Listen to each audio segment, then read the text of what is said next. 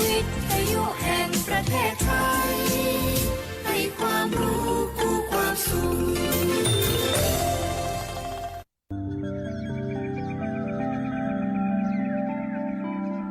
สถานีวิทยุกระจายเสียงแห่งประเทศไทยจังหวัดลำปาง FM 97 เมกะเฮิรตซ์เสนอรายการธรรมะยามเช้า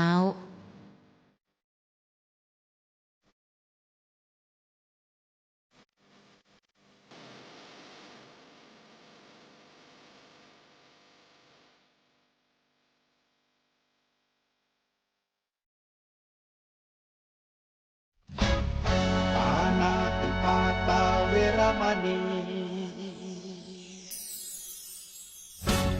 อทินนาทานาเวรมณีกาเมมุสาสุราเม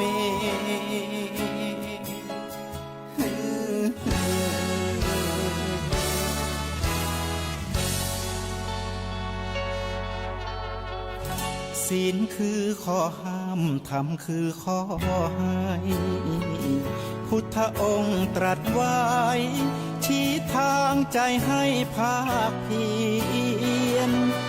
เบญจศีลเบญจธรรมท่องจำสมัยเราเป็นนักเรียนธรรมะไม่เคยแปรเปลี่ยนแต่เรายังจำได้มาทวงคำมันหมู่บ้านศีลห้าคือเป็นพันธะชาวพุทธทุกคนทั่วไทยสำนักพุทธขับเคลื่อนธรรมจุดเทียนสว่างที่กลางหัวใจสังคมจะร่มเย็นได้ศีลธรรมในใจต้องมีเบญจศีลว่ายังไงไหนลองท่องมาข้อหนึ่งห้ามฆ่าสัตว์ข้อสองห้ามลักทรัพย์ข้อสามห้ามประพฤติผิดในกามข้อสี่ห้ามพูดเท็จข้อห้าห้ามดื่มสุราแล้วเบญจะทำทั้งห้าว่าอย่างไรไหนบอกชัดๆอีกทีข้อหนึ่งเมตตากรุณาข้อสองสัมมาอาชีพข้อสามกามสังวรข้อสี่ต้องมีสัจจะข้อห้าสติสัมปชัญญะศีลห้าข้อทำห้าข้อทำใจทำได้สักข้อหรือยังมีศีลสุขล้ำมีธรรมสุขใจวอนพี่น้องไทยช่วยกันใส่ใจจริงจังยุคสมัยสื่อออนไลน์ทั้งโทรโจมตีใจเราทุกทางมีศีลมีธรรมเคียงข้างชีวิตพบทางสุขใจ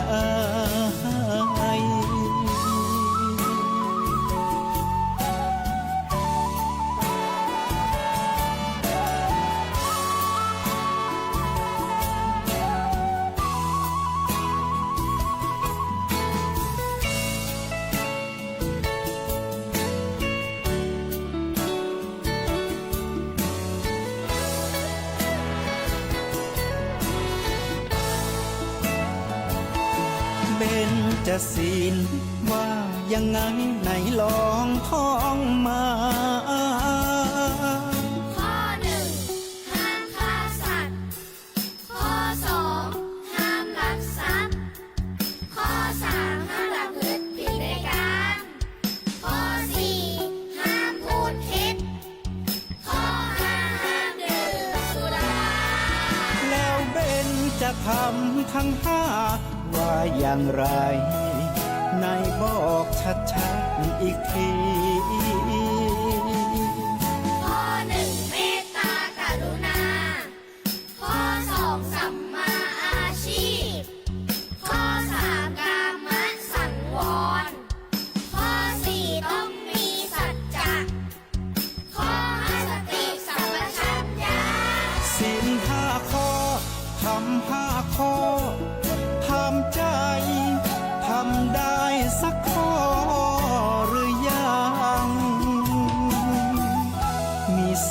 สุขล้ำมีธรรมสุขใจ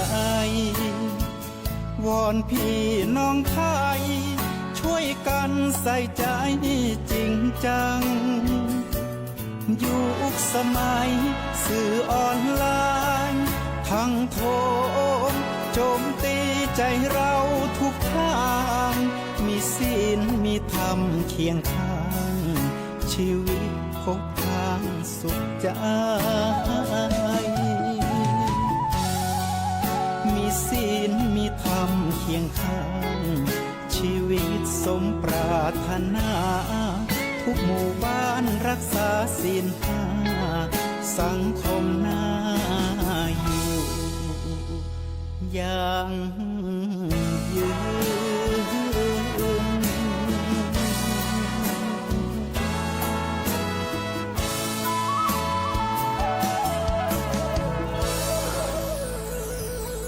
น้ำท่วมข้างนี้บ่มีหยังกินนะมนุษย์เตียวดินหากินยากใบต้องอาศัยป่ามาเลี้ยงต้องเลี้ยงไส้มือปออยู่ไปขาบมือ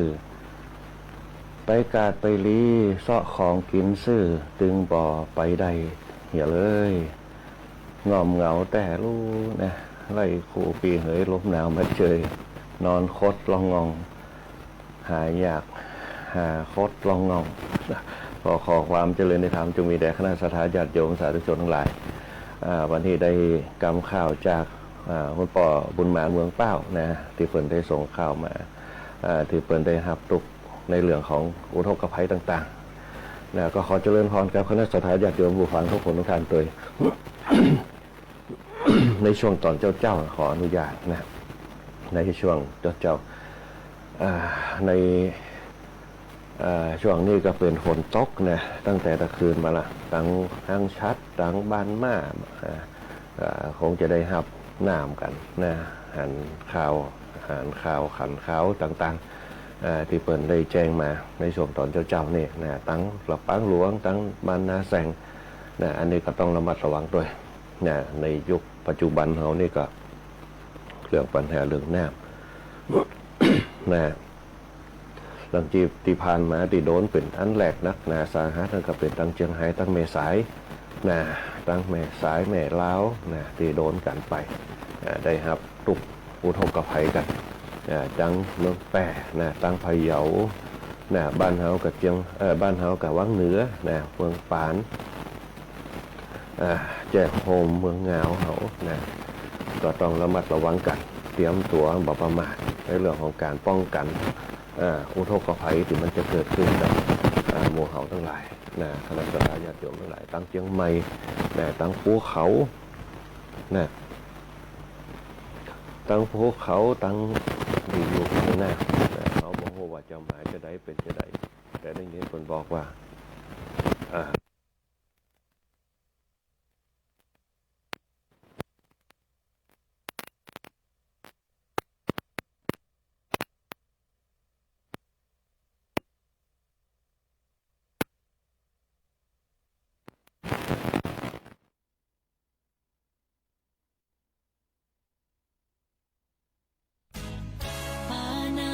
ปาตาเวรมณีอธินาทานาเวรมณีเข้ามาปุ๊บก็หายไปเลยเสียงนะก็เป็นไปตามธรรมชาติว่าฝนตกฝนอันนี้ก็บ่ฮู้ว่าเป็นจะใดนะติดคัดกันไปนี่เป็นห้องว่าคลื่นอาศัยหูดังเป็นหายใจจะเป็นธรรมดาในเรื่องของธรรมชาติของคลื่นอินเทอร์เน็ตต่างๆก็ว่ากันไปคณะสัตยาญาติโยมทั้งหลายในช่วงตอนเจ้านี่เขามาเริ่มกันเจริญพรกับคณะสัตยาญาติโยมกูคนตัวที่ฟังรายการธรรมะยามเจ้าก็ขอกราบนมัสการหลวงพ่อเจ้าหน้าจังหวัดลำปางรองเจ้าหน้าจังหวัดหลวงพ่อเจ้าหน้าอำเภอหลวงพ่อรองเจ้าหน้าอำเภอหลวงพ่อเจ้าหน้าตำบลหลวงพ่อเจ้าวาดพระสงฆ์โอเจ้าพันเห็นหน่อยทุกรูปทุกตนก็ขอปั๊มเปล่งบารมีของพระสงฆ์องค์เจ้าเฮา ที่เป็นเป็นห้องว่าสังฆรัตนะนะที่เราจะนำเอามาเป็นบารมีเผื่อแผ่ให้กับคณะสัตยาติโยมหลายอยู่ได้อยู่ร่มเย็นเป็นสุขกันในการดำเนินชีวิตของหมู่เฮาทั้งหลายในแต่ละวันไปนะฮะแล้วก็เจริญพรอนุโมทนากับสถานีวิทยุสทลำปางเฮาด้วยการนำของผู้อำนวยการสถานีคุณเดือนอินตะฝ่ายรายการคุณกัญญาอินทาคนก้อยอัชราพรป้องจันทร์คนช่วยด้วยการเราใช่นะคุณบรรหารที่เจ้าหน้าที่เปิดมาใหม่แล้วก็คุณฝ่ายช่างก็จะมีหัวหน้าประสานของหัวหน้าประสานทีมทองนะคุณแรมเพชรนันทแสงคุณอิทธิพลป้องจันทร์คุณโผพิงผู้สุดแสนนะแล้วก็ช่างต่อนะว่าทีร้อยทีอาทิตย์วันนะว่าดีเป็นต้นที่ควบคุมภาพควบคุมเสียงนะในการคณะสัตยาญาติโยมทั้งหลายได้ฟังกันนะอันนี้ก็เป็นทีมงานสทลำปางของบอกว่าจะเป็นสื่อต่างๆที่เราได้นำเอามาเผยแพร่ทำในการคณะสัตยาญาติโยมหลายนะในช่วงแรกๆก็อาจจะติดขัดกันโดยเฉพาะเรื่องดินฟ้าอากาศเรื่องฝนเรื่องน้ำเรื่องไฟเนี่ยมันมีไปสปะบางเตียวก็เป็นอุปสรรคแต่เขาบอกเอาอุปสรรคมันเป็นปัญหาเขาก็เอาเนื้อหาต่างๆไปเป็นข้อคิดยิ่งเขาสกัดอุปสรรคปัญหาต่างๆได้เนี่ยก็อย่างเขาเนี่ยบนห้องว่าดำเนินทางในการดำเนินชีวิตได้กำหนดบางอย่างกำหนดบางสิ่งเนี่ยที่มันจะเข้ามารบกวนจิตเขาบอกว่าจะเป็นคลื่นบอกว่าจะเป็นเสียงบอกว่าจะเป็นคนบอกว่าจะเป็นพฤติกรรมเนี่ยถ้าเขาสกัดกันได้เขาปล่อยวางกับสิ่งเหล่านั้นได้แต่นึกถึงตัวเขาเป็นประจำนึกถึงเขาเป็นรักนะว่าบางทีสิ่งเหล่านั้นเขามากระทบชอบไม่ชอบถูกใจหรือว่าถูกใจนะเขาสกัดคือได้แต่สิ่งที่เขาต้องการคือความถูกใจความสบายใจความเบาใจเนี่ยสิ่งเหล่านั้นเขาจะเข้ามาสู่ใจของเขาเมื่อใจเขาเบาจิตเขาเบากายเขาก็จะเบาไปตามซึ่งแล้วนั่นแหละคือความปล่อยวางและยังเขาเบาสบายบาตุกบานักนะบาแบกภาระบาแบกปัญหาบาแบกเรื่องแบกเหล่าต่างๆปล่อยไปตามธรรมชาติบทปรงปล่อยวางเห็นทุกอย่างเป็นธรรมดากระทำหน้าที่ของเขาไปเนี่ยเพื่อดลบันดาลความสุขในเรื่องของกายเพราะว่าจะเป็นเงินทองทรัพย์สินต่างๆที่เป็นปัจจัยภายนอกที่ปนเท่าว่าอริยทรัพย์ภายนอกนะที่มันมีกันนะบางคนบางท่านก็หากันไปนะอันนี้เขาก็ต้องหาภูมิคุ้มกันแนวทางในการดำเนินชีวิตของเขานะฮะอันนี้เป็นต้นนะการใจธรรมะก็คือการใจหลักการนะวิธีการนำเอามาบริบาลชีวิตของเขาเพื่อมันไปสู่ทางก้าวหน้าในการดำเนินชีวิตที่เขาจะเดินต่อไปในการดำเนินชีวิตอย่างชีวิตของเขามีความราบรื่นอย่างมีสติอย่างมีสัมปชัญญะอย่างมีปัญญาเพื่อไม่ให้ประมาทกับสิ่งต่างๆที่มันเกิดขึ้นนะที่มันบ่ถูกใจเขาที่มันบ่พอใจเขาต่างๆเนี่ยเขาสามารถเอามาสกัดกันได้โดยเพราะธรรมะของพระพุทธเจ้าเพราะฉะนั้นการฟังธรรมะเนี่ยเพิ่นบอกว่าเป็นแนวทางเนี่ยที่เขาจะต้องเอามาคิดมาเป็นวิถีชีวิตมาเป็นวิถีทางในการสร้างสรรค์ในการป้องกันนะฮะ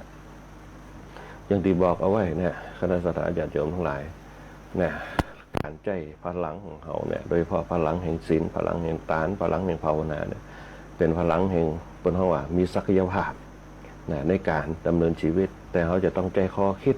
หรือว่าใจหลักการที่มันเป็นเหตุเป็นผลนำเอามาใจในการดำเนินชีวิตเอามันถูกต้องนะในการดำเนินชีวิตต่อไปอันนี้ก็ฝ่ายช่างของอีกด้านหนึ่งก็จะเป็นคณะสัตยาญาติโยมของเราทุกคนทุกท่านที่ตั้งหน้าดาวฟังกันโดยเฉพาะธรรมะตั้งสทลำปางเขานะที่เข้ามาสู่สถานีของเขาโดยการตั้งกระแสจิตในการทำธรรมอันเนี้ยก็เป็นแนวทางหนึ่งนะก็เป็นแนวทางหนึ่งที่เขาได้นำเอามาเผยแพร่กัน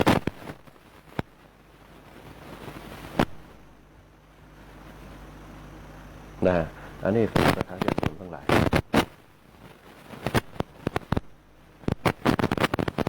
เสียงอาจจะขาดหายไปพองนะในช่วงนะสดแซ่บ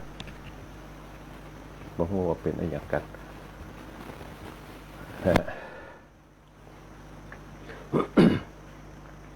ก็ในช่วงนี้ตื่นเป็นห้องว่าฝนตกน้ำท่วม ต้องเตือนตัวเก่าด้วยความประมาทหลายตีหลายแห่งบอกว่าจะเป็นตั้งพ่อค้าบอกว่าจะเป็นตั้งห้างชัดนะก็ต้องระมัดระวังอย่างที่บอกเอาไว้หลายๆครั้งนะหลายๆครั้งว่าเวลาฝนตกในสมัยบัดเดียวกับสมัยแต่ก่อนมันบ่เหมือนกันเขาจะให้คุณค่าของธรรมชาติเนี่ยก็คือเวลาเขามีปัญหาเขาตอนที่มันมีปัญหานะโดยเฉพาะธรรมชาติฝนเนี่ยเป็นต้นไม้เนี่ยจะมีหน้าที่อุ้มน้ำเอาไว้โดยเฉพาะหากต่างๆเขาต้องมองถึงภาพปุ๊บเนี่ยต้นไม้นี่จะมีการดึงน้ำเอาไว้เหมือนกับเครื่องสูบน้ำนะต้นไม้เหมือนกับเครื่องสูบน้ำมีหากมีอย่างที่คอยดึงเอาไว้อุ้มเอาไว้นะเพราะว่าต้นไม้เป็นพืชเนี่ยที่มีชีวิตนะมีชีวิตเหมือนกันต้องการอากาศต้องการน้ำนะมันจะอุ้มน้ำเอาไว้นะอุ้มน้ำเอาไว้ต้นไม้ใหญ่ๆที่ซ้ำเหมาะนะอุ้มน้ำเอาไว้นะทีนี้มันมีต้นไม้ใหญ่ปุ๊บเนี่ยถึงเวลาปุ๊บมันก็ขังไว้ตามห้วยตามบึงอย่างบนดอยพอถึงเวลาปุ๊บมันมีอย่างซึมซับเอาไว้มันก็เนี่ยคือดินเนี่ยนะชุ่มชื้นจนในต้นห้องว่าจนมันจุ่มนักลงไปจนแจะจนอย่างปุ๊บมันก็อันนี้แหละคือการที่เขาบอกมีต้นไม้ที่อยู่บนภูเขากะอย่างกะนะอันนี้เป็นต้นเนี่ยคือธรรมชาติบ้านเขาก็เช่นเดียวกันนะถ้าต้นบ้านไหนมีต้นไม้บ้านเมืองไหนมีต้นไม้บ้านนั้นก็จะจุ่มจะเย็นความร้อนก็จะบักเกิดขึ้นกับหมู่เขานักพอต้นไม้ก็จะมาความร้อนก็จะดูดซับความร้อนเวลาเจอความร้อนตั้งบนอากาศนักเปิ้นก็อยากดูดน้ำขึ้นไปเลี่ยงใบเปิ้นเหมือนกับกระดาษทิชชู่เวลาเขาปั้นเอาจุ่มน้ำปุ๊บมันจะดูดขึ้นไปลักษณะเดียวกันเวลาเขากระดาษเจ็ดหน้ากระดาษทิชชู่เหมือนกับได้สายสิญจน์คณะสัทธาญาติโยมหลายที่เขาเอาใส่ในกลมในอย่างเขาเอาได้ไปจุ่มตั้งน้ำมันตั้งหลุมมันก็ดูดขึ้นมาตั้งบนดูดขึ้นมาเขาจะจุดไฟได้เหมือนกับกระดาษทิชชู่เขาจุ่มน้ำพวกเกษตรกรรมกับเปียมดเนี่ยต้นไม้มันก็ลักษณะเดียวกันทฤษฎีเดียวกันเนี่ยแต่บ้านเมืองไหนมีต้นไม้ปุ๊บเนี่ยแหละมันจะเนี่ยคือซับน้ำออกได้เนี่ยซับน้ำเอาจะมีน้ำเก็บไว้กินตลอดทั้งปีแล้วก็ความเย็นก็จะเกิดตัวพระพุทธเจ้าบนมองเห็นธรรมชาตินี่แหละจึงเอามาเป็นสภาวะทั้งหลายความเป็นธรรมชาติหนึ่งเนี่ยคือเย็นสองเนี่ยคือสบายสามเนี่ยคือโล่งแล้วก็สี่เนี่ยคือบำบัดของเสียทั้งหลายได้นะเปิดใจอริยสัจสี่เนี่ยเป็นวิธีการแนวทางแล้วเอามาใจกับคนกับมนุษย์ทั้งหลายนะจึงใจศีลเป็นตัวกำจัดเป็นตัวขจัดเป็นตัวล่างนะเป็นศีลเป็นจึงห้องว่าการชำระจิตใจการชำระกายการชำระวาจาการชำระคือการคลีนก็คือการล่างการเคลียร์คือขจัดออกนะการขจัดออกนั่นเป็นกับใจฐานเป็นตัวขจัดออกขจัดความตนีทั้งหลายออกไปนะแนวทางตรงนี้นะล่างออกขจัดออกไปแล้วก็สร้างสรรค์สิ่งใหม่ๆเข้ามาทดแทนก็คือภาวนาก็คือสิ่งดีๆต่างๆเพราะฉะนั้นโครงสร้างทั้ง3อย่างเปรียบเสมือนเพชรนะตีเขาเอามาใส่ตัวเขานะคือมันมีแนวทางวิธีปฏิบัติเนี่ยเป็นพื้นฐานเบื้องต้นเขาจึงได้พลังแห่งศีลพลังแห่งทานพลังแห่งภาวนาพลังศีลคือการสำรวมจิตสำรวมใจสำรวมกายเพื่ออยู่กับตัวกับตนป้องกันสิ่งบดีต่างๆเข้ามาหลุมจิตเข้ามาหลุมใจเข้ามาหลุมกายเขาป้องกันบ่ให้เข้ามากระทบถ้าเขามีศีล5 ข้ออยู่ในตัวปุ๊บเนี่ยนะเขาระมัดระวังตลอดบ่ไปกระทบไผบ่ไปละเมิดสิทธิไผนะฮู้จักไว้ของเขาฮู้จักเพศแล้วก็นะฮู้จักการเจรจาปราศัยแล้วก็ฮู้จักประมาทนะตรงเนี้ยทั้ง5 ข้อเนี่ยนะฮู้จักนะบ่กระทบไผนะฮู้จักสงวนสิทธิ์เขาฮู้จักไว้ของเขาฮู้จักเพศกาเมสุมิจฉานะคือฮู้จักเพศเขาเพศลูกเพศละอ่อนเพศวัยรุ่นเพศกลางคนเพศคนใหญ่มีครอบครัวเพศคนเฒ่าคนแก่เนี่ยถ้าศีลเนี่ยจะเป็นตัวมันจะมีระบบตรงนี้จะมีข้อระบบจำกัดและสุดท้ายก็คือข้อที่4ก็คือบาประมาบาล่วงบาไปอูจาที่มันผิดระบบของตัวเขาเนี่ยแล้วก็สุดท้ายคือบาประมาททุกอย่างดำเนินชีวิตด้วยความบาประมาทมีสติอยู่ตลอดเวลาอันนี้คือแนวทางวิถีในการดำเนินชีวิตถ้าเขาอยู่ในศีล5 ข้ออยู่ได้ตลอดปุ๊บเนี่ยเขาจะเป็นบุคคลที่บ่มีพิษบ่มีภัย แล้วเข้ามาแล้วกำไก่เขาแล้วก็บ่เป็นพิษบ่เป็นภัยก็ไผ่เนี่ยมีความบริสุทธิ์ผ่องใสอยู่ตลอดเวลาทีนี้เขาจะฮื้อศีลเนี่ยมันอยู่กับตัวเขาได้จะใดเขาจะต้องเจทานเนี่ยเป็นตัวโอบอุ้มเป็นตัวป้องกันเป็นตัวขจัดสิ่งต่างๆที่มันเข้ามารบกวนเขาว่าจะเป็นความโลภความโกรธความหลงฐานจะกำจัดออกหมดไม่แต่ความยึดมั่นถือมั่นต่างๆตานนี่จะเป็นตัวกำจัดเนี่ยเขาจึงมีการฮื้อตานการถวายตานเนี่ยเอาเล่าแกเขาก็จะหู้ดีการฮื้อตานการอย่างจะมีความสุขจะมีปีติจะมีบารมีเนี่ยถ้าเขาได้ฮื้อตานไปเพราะว่าตานกับลูกเขาเนี่ยลูกเขาก็คือฮื้อตานฮื้ออย่างเนี่ยตานฮื้อกับลูกก็คือ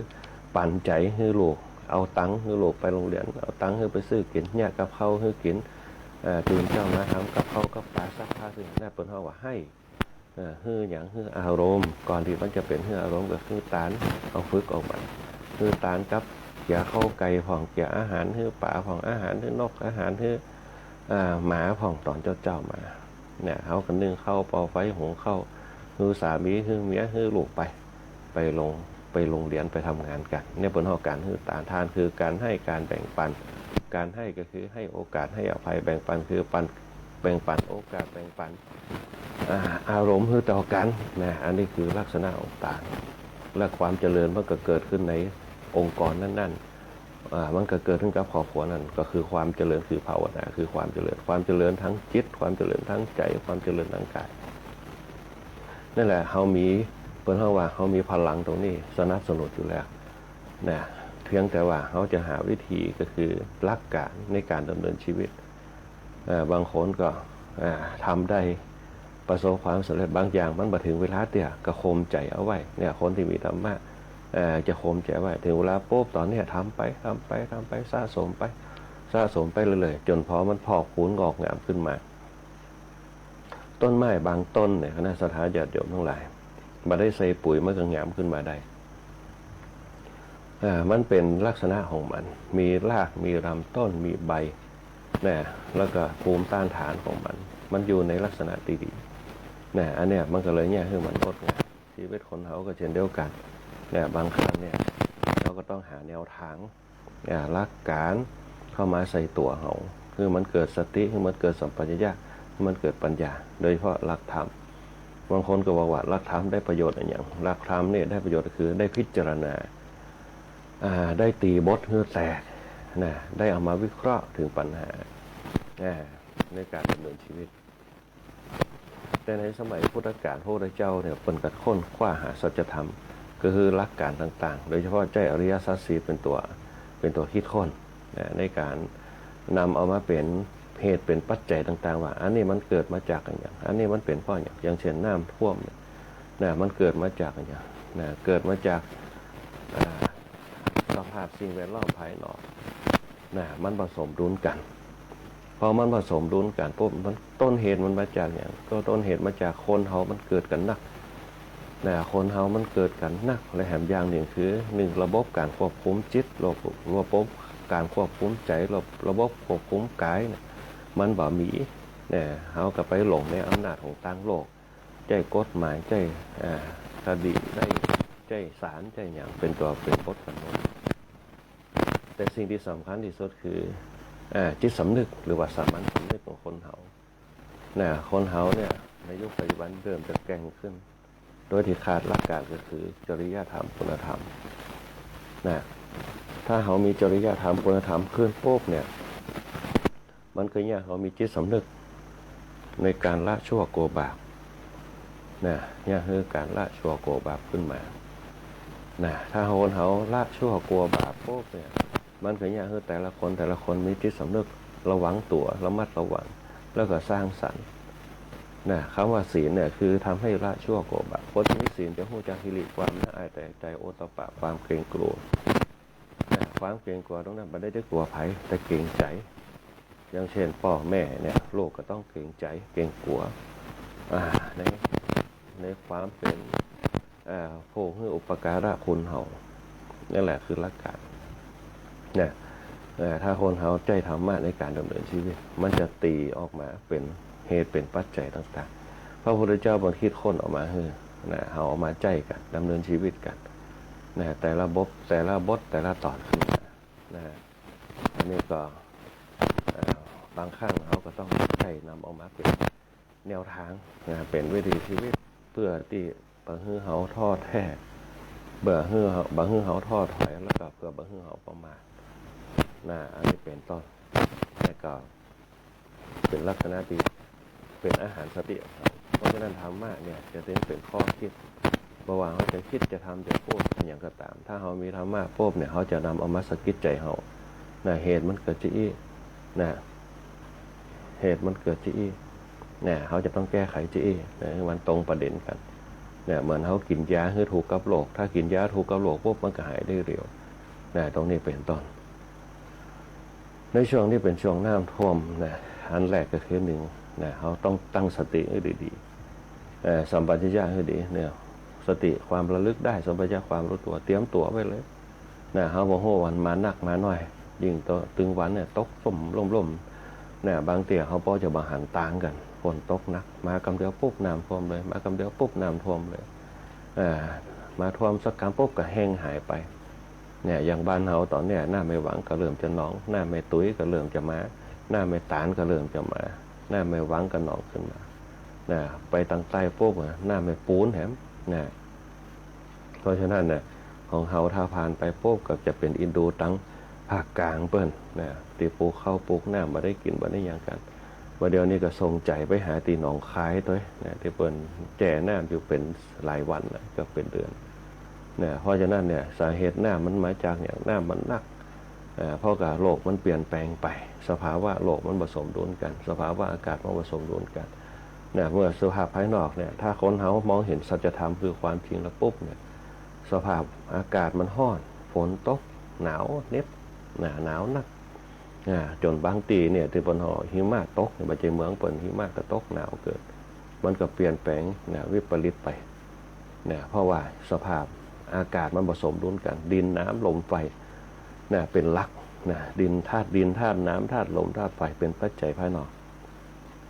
หัวข้อนี่แหละคณะสัตยาธิโยมทั้งหลายนักวิทยาศาสตร์เปิดคิดบัดตกเปิดคิดบัดไขออกดินน้ำลมไฟเป็นปัจจัยภายนอกนักวิทยาศาสตร์ชาวตะวันตกสมัยก่อนเพิ่มมันผสมดุลกันปุ๊บมันก็ยากให้เกิดเหตุอย่างเช่นร้อนเกินไปก็เกิดแผ่นดินไหวน้ำหนักเกินไปก็คือเปิ้นห้องว่าน้ำท่วมโลกดินปฏิดินหนักเกินไปก็ยากให้เปิ้นห้องว่าดินแผ่นดินแยกแผ่นดินไหวต่างๆอากาศหนักเกินไปมันก็ยากให้เกิดพายุเฮอริเคนพายุโซนร้อนต่างๆที่มันปัดที่มันน่ากลัวขึ้นมาทุกวันเพราะอากาศธรรมชาติมันผสมดุลกันธาตุดินธาตุน้ำธาตุลมธาตุไฟมันผสมดุลกันเพราะมนุษย์เกิดขึ้นมานักแล้วขาดจริยธรรมขาดสำนึกในเรื่องการทำลายธรรมชาติบอกว่าจะเป็นการกินว่าจะเป็นการอยู่เนี่ยโดยเฉพาะต้นไม้อย่างเป็นต้นพอธรรมชาติภายนอกมันผสมดุลมันก็เกิดเหตุที่บางครั้งเราเผาป่าห้องท้อเติงเวลาหน้าห้อนพวกก็เริ่มเผาป่าอากาศกระโลกกระห้อนขึ้นมาอันนี้เป็นต้นเนี่ยเป็นประมาณที่ข้อกันปัจจัยภายนอกเพราะปัจจัยภายนอกมันผสมกันมันก็ส่งผลให้ปัจจัยภายในความอุทกภัยได้รับทุกขเวทนาต่างๆอันนี้เป็นต้นมันกระทบถึงภายในภายในจิตของเขาภายในกายของเขาภายในตัวของเขาเองเพราะตัวของเขาประกอบด้วยธาตุดินก็คือเนื้อหนังมังสากระดูกธาตุน้ำก็คือเหงื่อเลือดต่างๆธาตุลมก็คือลมหายใจธาตุไฟคือความร้อนที่เผาผ่านอาหารที่เขากินลงไปสัตยาธิโยมนี่แหละมันเป็นปัจจัยที่ต้องเชื่อมโยงกันเขาเรียกว่าวัฏจักรเป็นวัฏจักรเป็นวัฏจักรในการดำเนินชีวิตของเขาเพราะฉะนั้นเนี่ยถ้าเขาจะให้มันเชื่อมโยงกันพระพุทธเจ้าเปิดถึงตรัสสอนเอาไว้ว่าธรรมะที่จะเชื่อมโยงภายในกับภายนอกก็คืออริยสัจสี่คือความจริงอันประเสริฐเนี่ยความจริงอันประเสริฐเนี่ยเขาต้องพูดถึงสภาวะมันเป็นไปจริงปุ๊บเขาต้องยอมรับกับสิ่งเหล่านี้แต่เขาจะต้องหาทางป้องกันโดยการใช้ธรรมะที่เป็นภูมิคุ้มกันเนี่ยภูมิคุ้มกันเขาเพื่อบางเรื่องมันเกิดความเศร้าหมองทั้งจิตทั้งใจทั้งกายเขาพระพุทธเจ้าพึงจึงตรัสธรรมะอยู่หลายบทหลายตอนเหมือนกัน แต่วันนี้อาตมาภาพจะยกมาอยู่2 ข้อ2 ตัว2บทจะเอามาโอกันในขณะที่เขายังคนเขาว่ายังดำเนินชีวิตอยู่คณะสัทธาญาติโยมอาจจะเอาไปเผยแพร่อาจจะไปเป็นข้อคิดเอาเนี้ยเป็นอาหารสติอันเก่าๆก็ได้อันแรกเป็นห้องว่า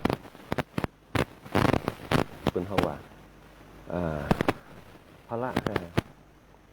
เป็นห้องว่าพละห้าก็คือกำลัง5 อย่างพละห้าหรือว่ากำลัง5 อย่าง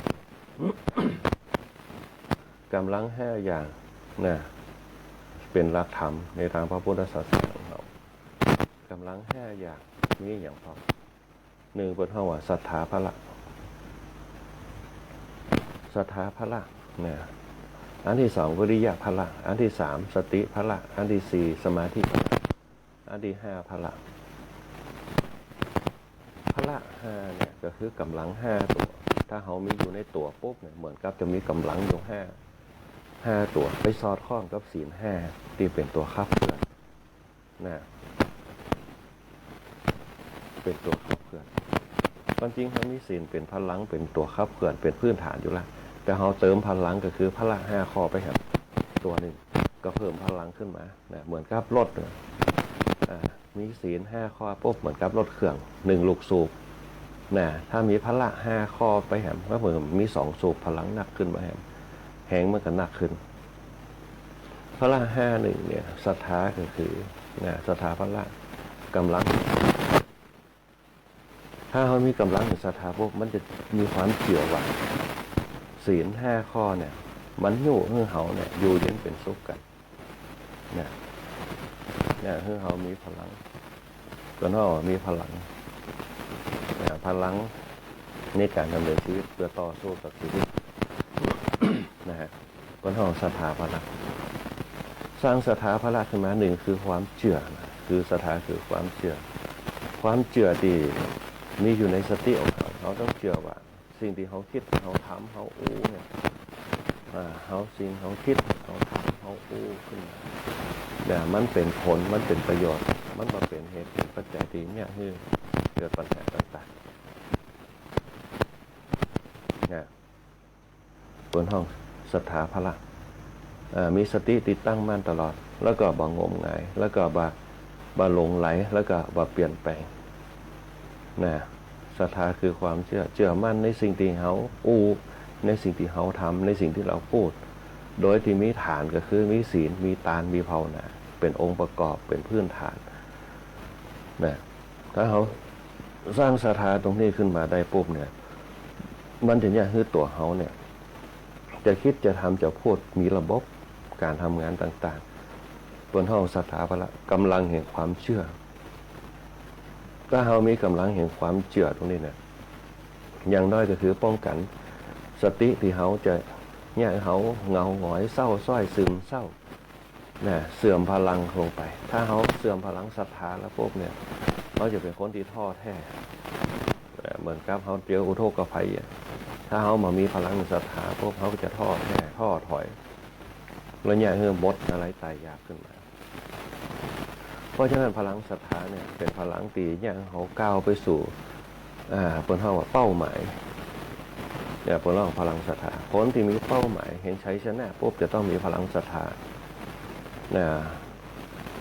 จะต้องมีพลังศรัทธาถ้ามีพลังศรัทธาปุ๊บเนี่ยมันก็ไปสู่เป้าหมายได้ยากโดยเฉพาะเป้าหมายของเขาคือความตายปัจจุบันเกิดมาเพื่อตายเป้าหมายคือความตายพลังศรัทธาแห่งความตายตรงนั้นถ้าเขามีความเชื่อปุ๊บเขาต้องตายแต่ถ้าเขาว่าทำอย่างสักอย่างมันก็ตายทุกนาทีทุกชั่วโมงทุกวันเขาก็ตายอยู่แล้วตายทุกวินาทีก็คือลมหายใจเขาสั้นลงแต่ตายตรงนี้แหละเขาบ่ได้ตายไปจากโลกนี่เขาได้ตายไปในเรื่องของเวลาเพราะฉะนั้นพระพุทธเจ้าเป็นจึงว่าความตายมันได้เป็นสิ่งที่น่ากลัวถึงเวลามันหมดสังขารมันก็หมดลงไปเหมือนรถที่หมดน้ำมันไปปุ๊บเนี่ยมันก็หมดของมันไปถ้าเขาเติมขึ้นมาปุ๊บมันก็วิ่งไปต่อได้เปิดห้องพลังศรัทธาสำคัญที่สุดศรัทธาในจิตศรัทธาในใจศรัทธาในกายศรัทธาในวาจาถ้าสิ่งเหล่านั้นเนี่ย เขามีศรัทธามีความเชื่อในกำอู้ของเขาเชื่อในร่างกายของเขาสมรรถนะของเขาเชื่อในจิตของเขาที่เขาเข้มแข็งเนี่ยพลังศรัทธาความเชื่อตรงนั้นเนี่ยมันจะมุ่งไปสู่เป้าหมายได้อย่างที่บอกเป้าหมายคือความตายนี่อย่างหลวงปู่พุทธทาสเขียนหนังสือไว้ตายก่อนตายตายก่อนตายเนี่ยคนเขาต้องตายจากกิเลสคือได้เมื่อตายจากกิเลสคือความโลภความโกรธความหลงความยุ่งยากความทุกข์ต่างๆคนเขาต้องตายจากสิ่งเหล่านี้คือได้แต่สิ่งคนเขาไม่ได้ตายก่อนตายก็คือเมื่อเกิดอย่างเดียวเป็นอย่างเดียวกินอย่างเดียวสุขอย่างเดียวเอาตรงนั้นพอตายมาปุ๊บผมมีสมบัติสะสมเอาไว้เปิ้นเขาว่าตายก่อนตายตายก่อนตายก็คือสุญญตาคือว่างเปล่าหลวงปู่พระธาตุเป็นเขียนไว้แต่ว่าภาพตะกอนกติความปัจจัยทุกอย่างคือความว่างเปล่าบายินดียินให้กับสิ่งที่เขาได้เขามีเขาเป็นเปิ้นเขาสุญญตาคือความว่างเปล่ามันจะว่างเปล่าเหมือนอากาศธาตุว่างเปล่ากับสิ่งต่างๆที่มันเกิดขึ้นจะมีความสุขความทุกข์จะได้กับสุญญตาคือความเฉยๆกับมันเหมือนกับเขาอยู่กับลูกกับหลานคือสุญญตาคือความว่างเปล่าแต่ตอนนี้เขาก็ถึงไว้ของเขาต้องคือมันสุญญตาคือมันเป่าหัวได้เพราะสุญญตาก็คือเป่าเหมือนกับอากาศธาตุทำใจทำกายให้มันเบาหัวได้เพราะกายว่าใจมันเบาปุ๊บมันจะยังเขาปล่อยวางกับสิ่งเหล่านั้นได้มันจะสลัดออกจากสิ่งนักๆที่มันอยู่ในบ่ามันอยู่ในหัวมันอยู่ในความกึศของเขามันสลัดออกไปได้นี่แหละมันจะย่างเขาปล่อยกับสิ่งต่างๆไปตามอากาศธาตุ ถ้าเขาทำได้จริงปุ๊บเขาจะเป็นคนที่เบาสบายปลดโปร่งปล่อยวางเห็นทุกอย่างเป็นธรรมดาในการดำเนินชีวิตได้นี่แหละพลังศรัทธาถ้าคนเขาทั้งหลายมีมันจะย่างคนเขาบรรหลงโลกบรรหลงสติบรรหลงตัวเก่าในการกระทำอย่างสิ่งต่างๆเพราะบ้านเขาเนี่ยศรัทธาภายนอกเยอะมากกว่าศรัทธาภายในศรัทธาภายนอกคืออย่างศรัทธาภายนอกนั่นก็คือศรัทธาบนห้องว่าวัตถุนักเกินไปพอศรัทธาวัตถุนักเกินไปปุ๊บแล้วก็วัตถุศรัทธาภายในมันก็เลยบักเกิน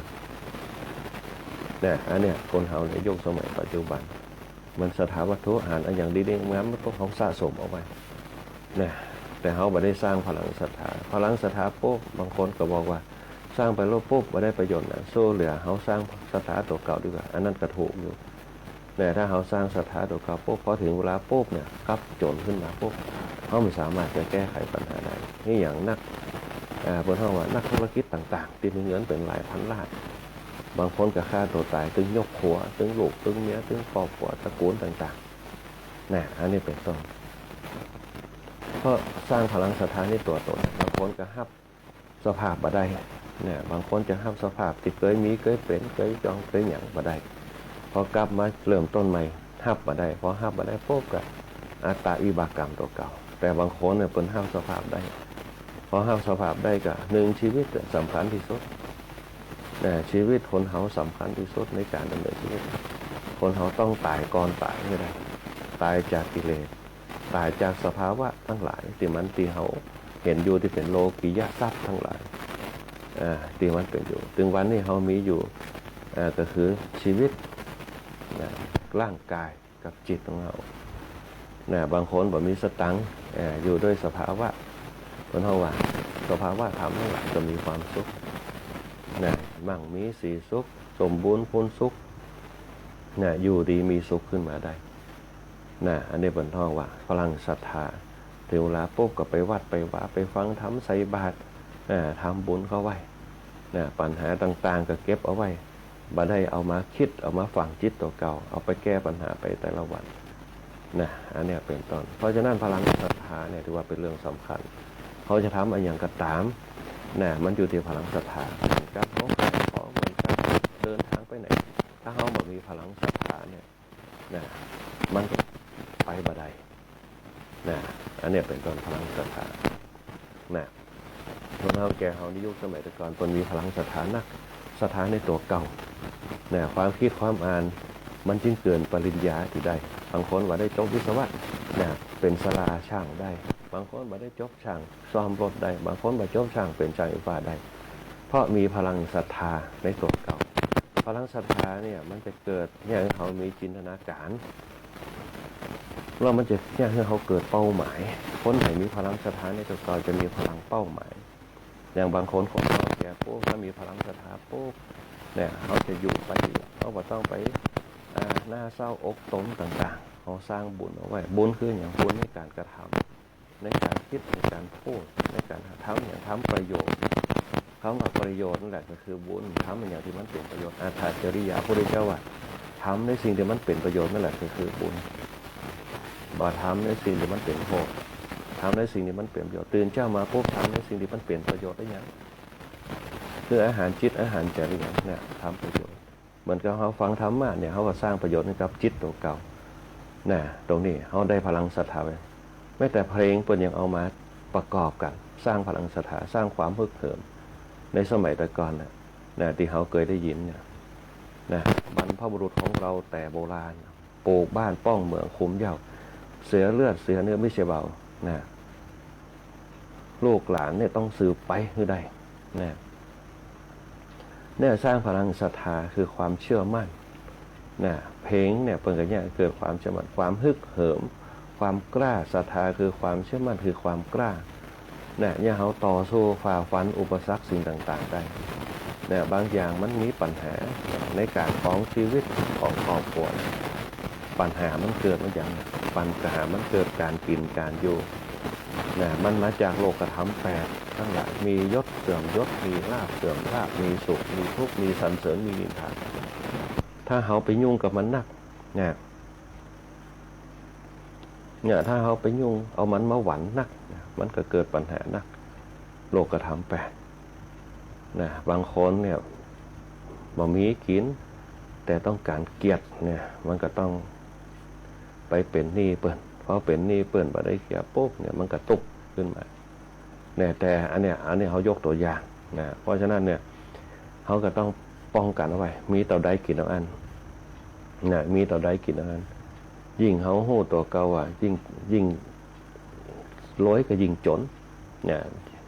ยิ่งรวยปุ๊บทำตัวให้จนนะถ้าคนจนทำตัวให้รวยปุ๊บมันก็ตกนะเพราะฉะนั้นเนี่ยต้องหาวิธีการแนวทาง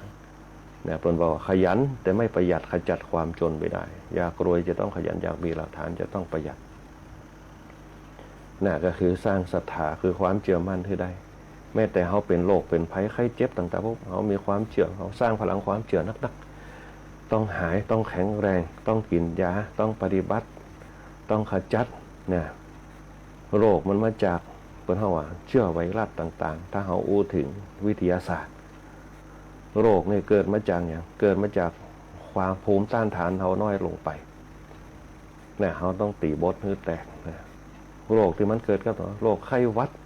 ต้องสังเกตพอเนี่ยเขาพักผ่อนน้อยปุ๊บเจอฝนน้อยปุ๊บเขาก็ยุบละเพราะภูมิต้านทานเขาบ่มีถ้าภูมิต้านทานเขาแข็งแรงเนี่ยร่างกายเขาแข็งแรงนี่อย่างคนเฒ่าแก่เขาในยุคสมัยก่อนเป็นไข้เป็นเมื่อยนี่ยากนะนั่นสถานญาติโยมเป็นยากมากบางเตี่ยบางแห่งเนี่ยมันต้องได้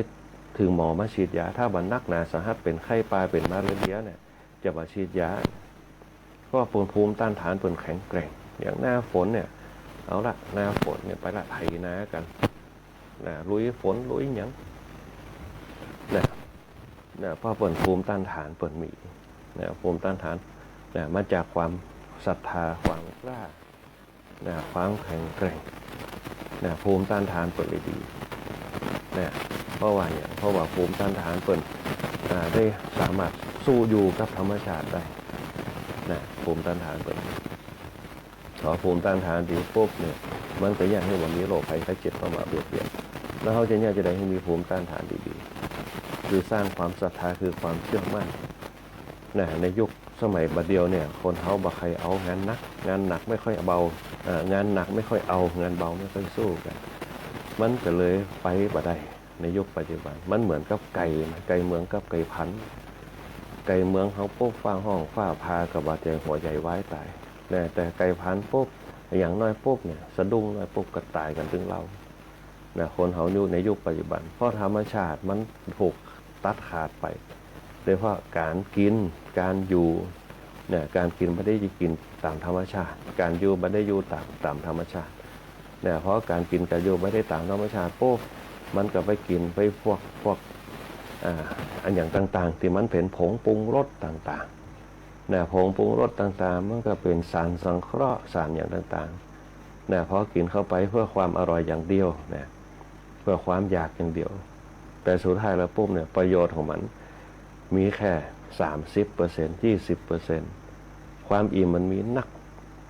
เนี่ยแต่ในสมัยแต่ก่อนเนี่ยเปิ้นเฮาว่าตามธรรมชาตินะ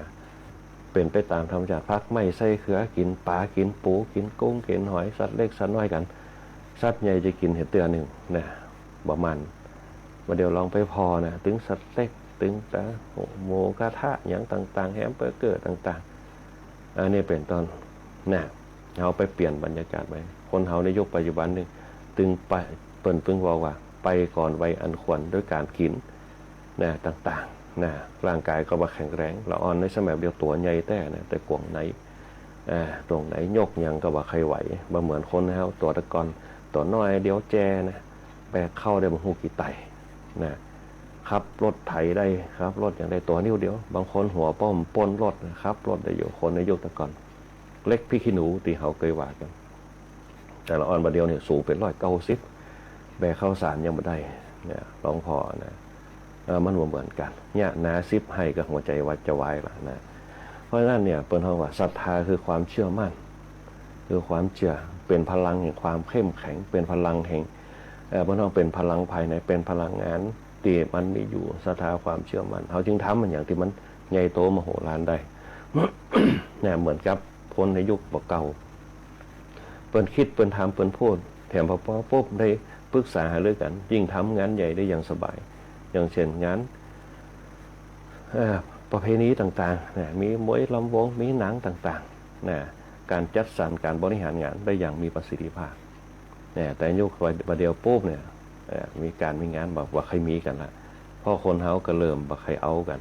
นะบ่ใครเอากันบ่ใครแยกกันเพราะอย่างเพราะมันเป็นเรื่องใหญ่นะการบริหารจัดการไม่ได้นะเอาเลยบ่มีงานใหญ่ๆขึ้นมาอันเนี้ยมันเหมือนกับคนเฮาในยุคสมัยเก่าการบริหารจัดการมันก็เลยแคบลงมันเกิดมาจากอย่างเกิดพลังศรัทธาเนี่ยความเชื่อมั่นตรงนี้พลังสำคัญที่สุด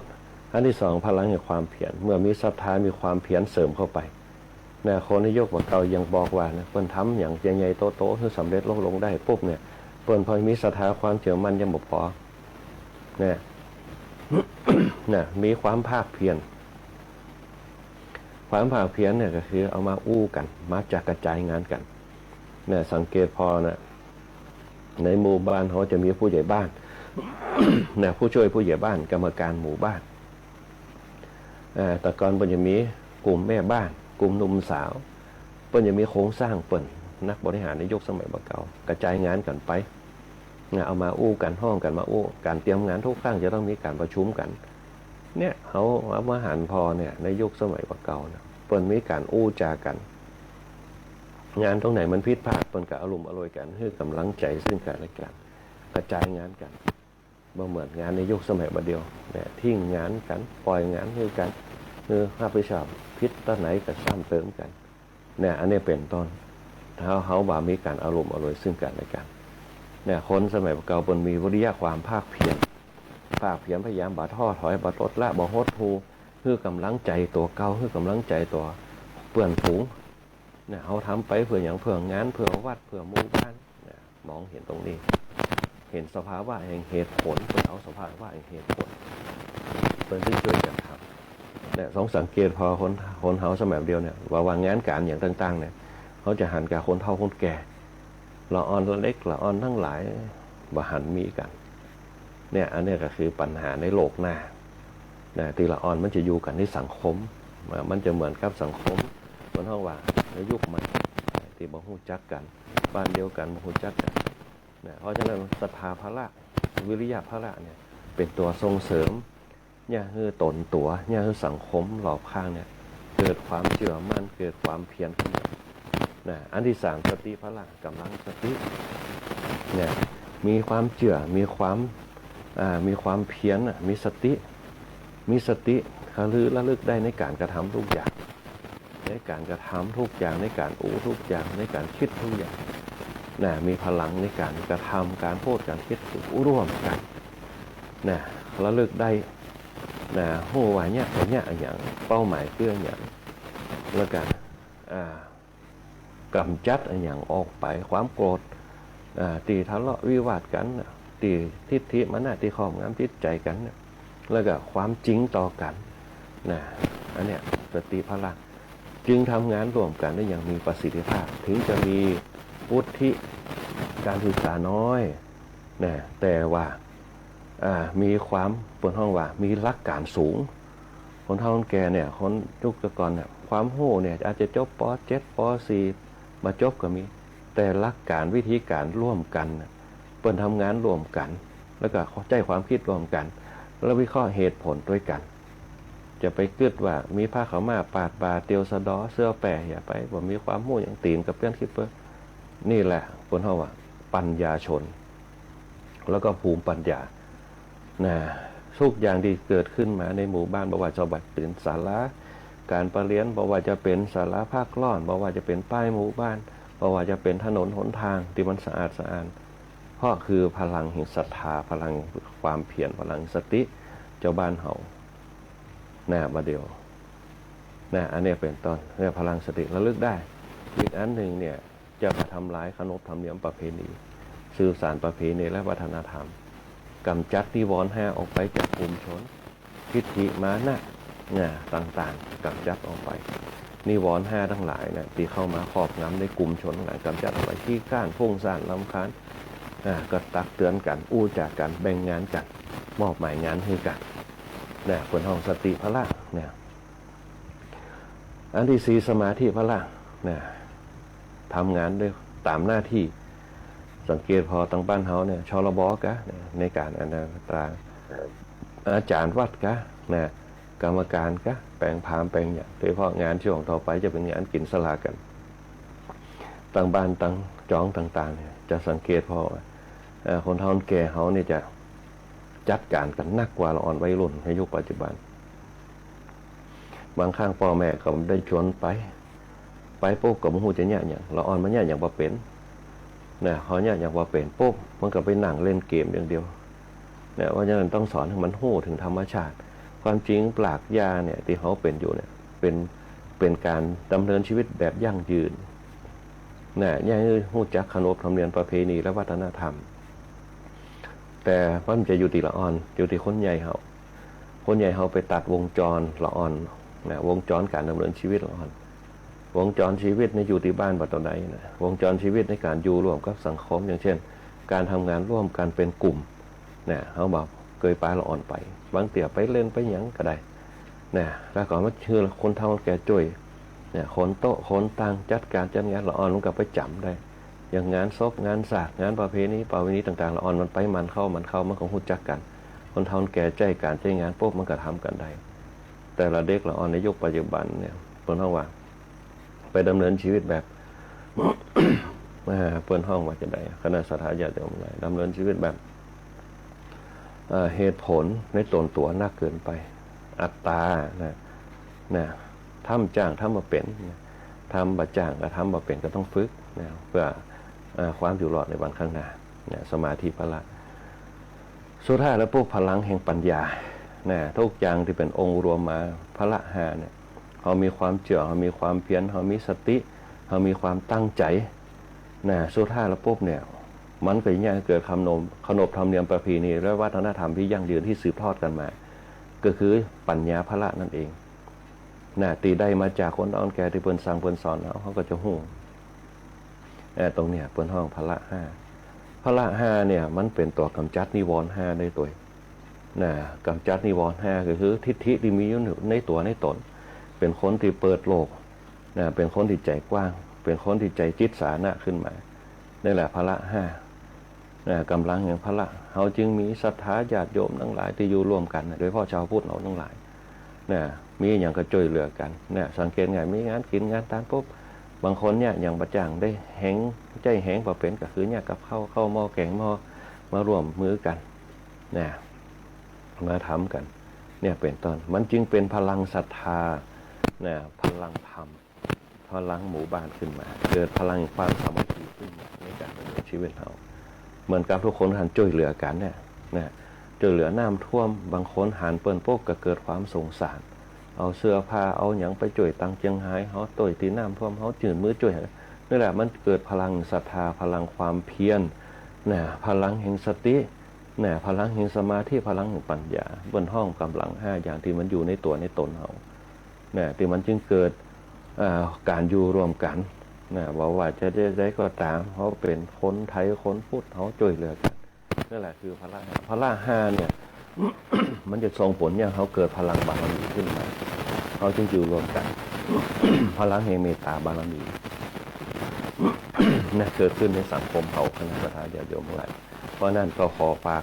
พละห้ากำลัง5อย่างเพื่อประดับบารมีคณะสัตยาโยมต่อสู้วิกฤตการณ์อุทกภัยที่มันจะเกิดขึ้นเพราะฉะนั้นสุดท้ายคืออย่าประมาทในการดำเนินชีวิตป้องกันตัวเก่าก็ได้จากภัยน้ำท่วมต่างๆสติมาปัญญาเกิดสติเตลิดจะเกิดปัญหาสติดีจะมีรอยยิ้มสติถูกทิ่มรอยยิ้มจะไม่มีก็ขอฝากฝังให้กับคณะสัตยาโยม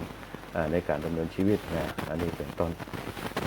เสียงอาจจะขาดหายไปผ่องคณะสัตยาโยมบอกโอ้เป็นอย่างเพราะว่ามันอาจจะเป็นเพราะฝนตกก่อนก็ได้มาบางคนก็แจ้งมาบางคนก็แจ้งมาว่าเสียงบอกค่อยชัดขึ้นขาดหายก็เดี๋ยวก็จะแก้ไขกันไปเจริญพรอนุโมทนาบุญกับคณะสัตยาโยมทุกผู้ทุกคนที่มาสร้างบารมีธรรมรวมกันในช่วงตอนเจ้านี่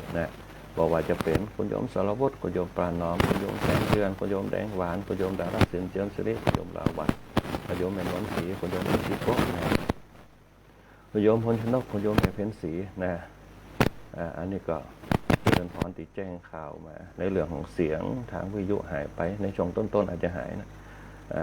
ต้นอาจจะหายไปแล้วก็อาจจะฝนตกแต่บางทีเป็นเพราะอย่างเนาะในเรื่องของเทคโนโลยีต่างๆก็ขอเชิญชวนนักเรียนทั้งหลายตัวผมบูมให้ทุกรายการจบแล้ว3 นาทีก็ขอโอกาสกับพลังชานะบารมีรวมกันคุณโยมโชคดีมีความสุขคุณโยมในที่นั้นคุณโยมอำไพคุณโยมสมพรปัญญาแจ้งข่าวมาตั้งกองขาเพื่อขาดไปคุณโยมสมบูรณ์คุณโยมสุภาพรคุณโยมจันทราคุณโยมเปรมวิชาคุณโยมทองคำคุณโยม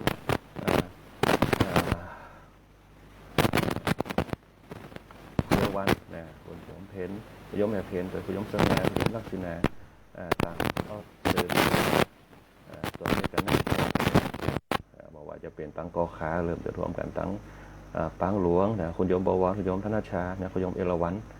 คุณโยมแม่ปานน้องคุณโยมยายแดงคุณโยมสมัครคุณโยมคนไกลบ้านคุณโยมจันฟ้องคุณโยมทีบาบิลอนตัวคุณโยมจันคุณโยมสุภาวดีคุณโยมอุศรีคุณโยมพัชรีคุณโยมอารีตัวคณะสัตยาโยมคุณโยมจันคำตีเข้ามาสู่รายการธรรมะยามเจ้าคุณโยมศิริลาศตัวคุณโยมอารีคุณโยมอุศรีคุณโยมพัชรีคุณโยมทิวาวันคุณโยมศรีวิไล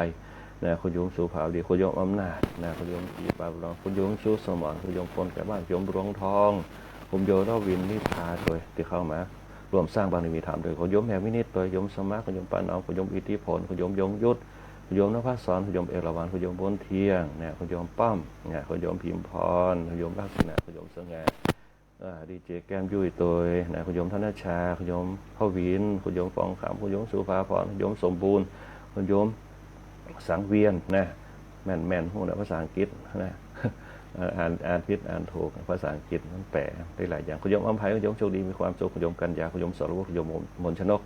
คุณโยมแสงเดือนคุณโยมนวลศรีคุณโยมลาวันคุณโยมกัญญาคุณโยมสมบูรณ์คุณโยมแดงหวานคุณโยมปานอมคุณโยมแม่เพ็ญศรีตัวตุปีติคามมโนพิครูตุปีอภินันโทพิครูพระครูพิทักษ์ปริยานพระครูวิจารณ์วรการตัวคุณโยมชูสมรคุณโยมเอราวัณตัว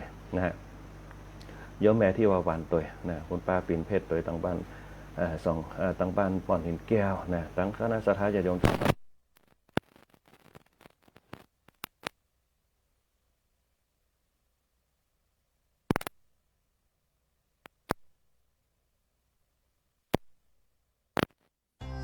ิดตามรับฟังรายการธรรมะยามเช้าได้ใหม่ ในวันและเวลาเดียวกันนี้ ทางสถานีวิทยุกระจายเสียงแห่งประเทศไทย จังหวัดลำปาง FM 97 เมกะเฮิรตซ์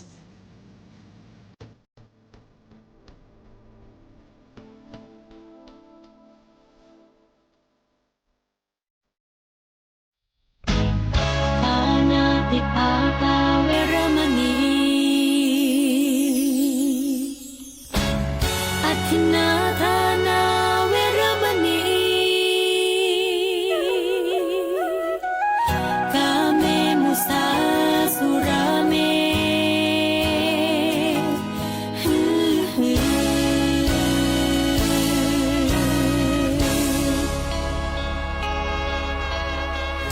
ศีลคือข้อห้ามธรรมคือข้อ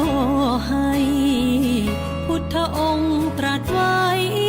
ชี้ทางใจให้ภาคเพียรเบญจศีลเบญจธรรมท่องจำสมัยเราเป็นนักเรียนธรรมะไม่เคยแปล